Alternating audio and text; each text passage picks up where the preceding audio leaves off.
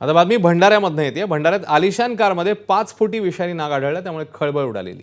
बंडू बनकर हे आपल्या कामासाठी बाहेर निघाले असताना अचानक त्यांच्या आलिशान कारमध्ये एक 5 फूट लांब विषारी नाग शिरल्याचं त्यांच्या लक्षात आलं। गाडी चालवत असताना समोर नागाला पाहून बनकर यांची भंबीरी उडाली। सुरुवातीला सापाला बाहेर काढण्याचे सर्व प्रयत्न अपयशी ठरले। नाग गाडीच्या इंजिन आणि डॅशबोर्डच्या भागात अशा ठिकाणी लपून बसला होता की त्याला बाहेर काढणं अशक्य झालेलं।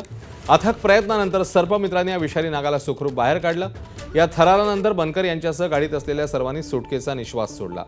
पकडलेल्या विषारी नागाला नंतर सुरक्षितपणे निसर्गाच्या अधिवासात सोडून देण्यात आले।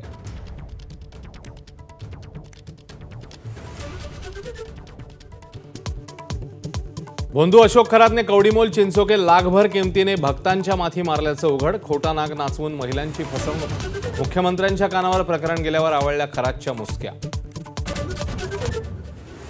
सलग तिसऱ्या दिवशी वासनांदा अशोक खरातची एसआयटीकडनं चौकशी। कर्मचाऱ्यांचीही झाडाझडती, तर खरातच्या फार्म हाऊस भोवती तपास यंत्रणांचा वेढा।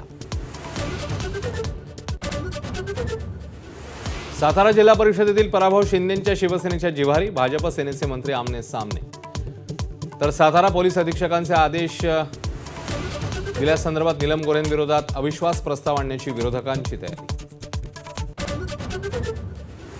कोरोना काळात आव्हानांचा एकजुटीने सामना केला तसा पुन्हा तयार राहिलं पाहिजे। युद्ध परिस्थितीनंतर पंतप्रधानांचं आवाहन। तर 26 आणि 28 मार्चला एलपीजी वाहतूक करणारी 2 जहाजं हॉर्मुझमधून भारतात दाखल होणार। इराणसोबत गेल्या 2 दिवसापासून चर्चा सुरू। ऊर्जा प्रकल्पावरचे हल्ले सध्या थांबवले। ट्रम्प यांची मोठी घोषणा, पण इराणने दावा फेटाळला। इराणी हल्ल्यांच्या भीतीने ट्रम्पनी माघार घेतल्याचाही टोला। अमेरिका विरुद्ध इराण युद्धाच्या 24व्या दिवशी आशियातील शेअर बाजारांमध्ये मोठी पडझड। सोन्या चांदीच्या दरातही मोठी घसरण। गुंतवणूकदार धास्तावलेला।